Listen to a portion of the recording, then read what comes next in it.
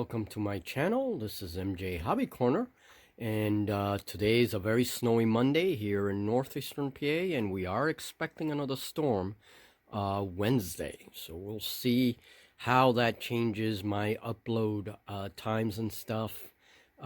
Anytime we have bad weather, my internet is pretty much shot. So, but we'll see. Well, what I want to show you guys today is this table that I set up. And Julie still has to, I have to negotiate with her certain things. This is for our upcoming oathmark game. Yes, oathmark. And as you can see, it's a pretty elaborate table. There's a lot of terrain. There's a lot of stuff going on. I love to push the limit on rules. I love to see just where we can go with a particular game. Now, for the most part, you play on a table with little terrain so that you can maneuver your units and everything else. But this time, I needed something more theatrical, something a little bit special, for lack of a better word. And that's because this is the final game of the campaign. This is a capital strike, and I want to simulate pretty much what could happen to Maldragor. Julie has been on a winning streak. She's been really tearing me up with those that army of hers, and so we thought, well, Khaleesi's already has an advantage pretty much. So she has decided to attack my capital, and this is what I envisioned for the capital. And so I have this very large hill here, kind of a step hill, so we still have some room for figures here, and then the palace, some really big ornate pillars here, right? And then some buildings, and as you can see, smoke is already bellowing from these buildings.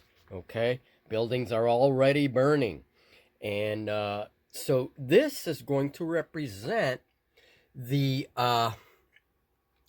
pretty much the final stage of the battle.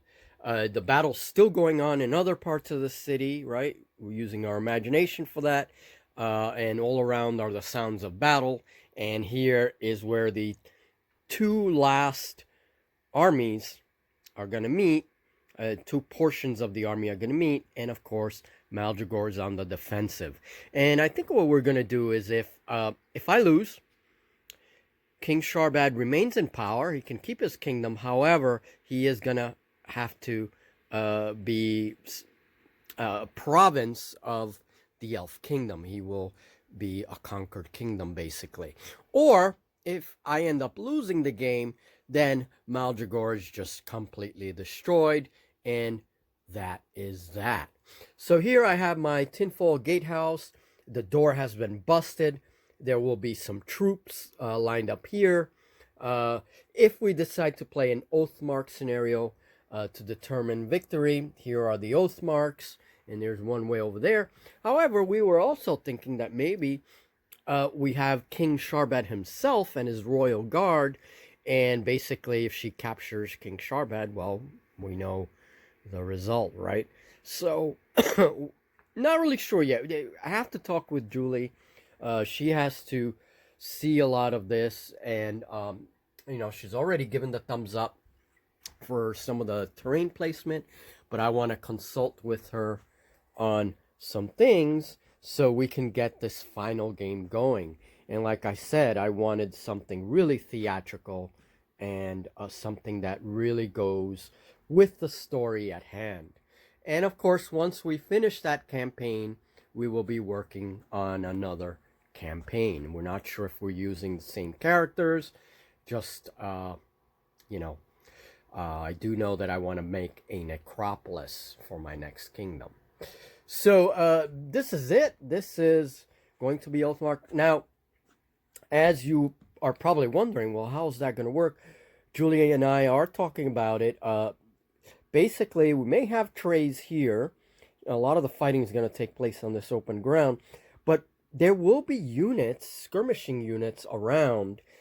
It's going to be a tricky deployment. It's going to be a strange deployment. We're going to change it a little bit because I want to simulate the fact that Well, the battle's already started pretty much.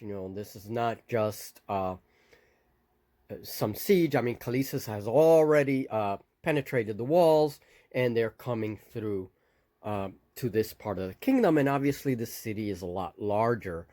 And so I was thinking, there were layers of walls and stuff like that. And Khaleesi has been penetrating everything until this final battleground. Okay. And again, it doesn't look good for the Goblin King. So whatever we do, um, we may not use trays. Trays leave a very big footprint on the battlefield, and so if we don't use trays, we will be relying on the officers in order to make our movements and pivots and all that stuff. And then pretty much you'll measure, the distance, the officers' distances, and then all the other models just kind of follow through with him. So this way, that'll save time. And this way, we can use individual models that will be able to fight in these tighter quarters. And I do anticipate models going up this rocky ramp, and probably the final battle will take place here, depending on what we decide. So just another setup, and just to show you guys, I usually texture my cloth with this is buffalo snow. I add a little layer of spray glue, put my buffalo snow, then seal it up, usually with a little paint, spray paint, just sprayed a little bit, and I texture my mats. This stuff, once it gets on cloth, it stays there forever. It really adheres to the cloth. And then the other thing I do is I make sure that the cloth is secure. There's all these clips holding the cloth together so things don't move. And for the hill, there's obviously books and foam and other things on there.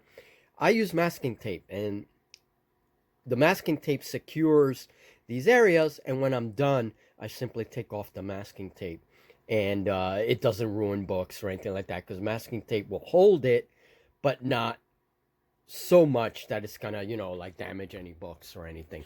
So that's a really cool way of just having things nice and tight, so that things don't kind of shift in there and then models fall off. We don't want that. So usually when I make these kinds of setups, I give it a lot of planning, and a lot of times I will also stick my cloth in there and some heavy book, so that again things are nice and tight.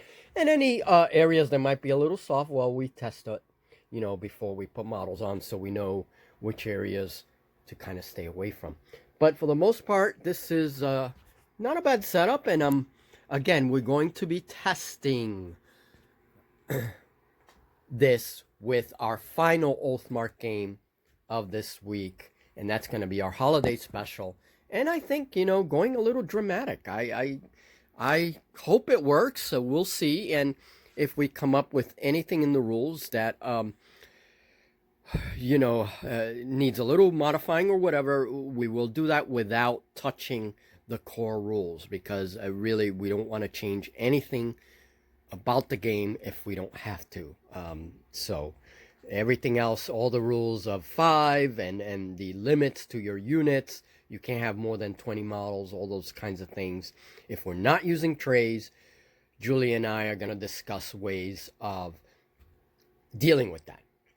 So this way we can have units that are kind of without the trays, that can kind of fight in these tight areas. I think that would be really cool. So we'll see what happens. Julie's still going to give this one last look, and we will let you guys know what happens. That game, we hope to have it on Friday, depending on what this new storm is going to do for us Wednesday or Thursday. So usually we play on Thursday. And here is Julie's Rhino. And that's the figure that I sculpted. She will be using it in this game. That's another highlight of this game. And so her big Indrik, we're calling this an Indrik. Yeah, we're going to test it out in this Oathmark game coming. So pretty cool, pretty excited about that. All right, guys, thank you very much. And this has been an Oathmark update. The final days of the Kingdom of Maldragor. Our campaign comes to an end.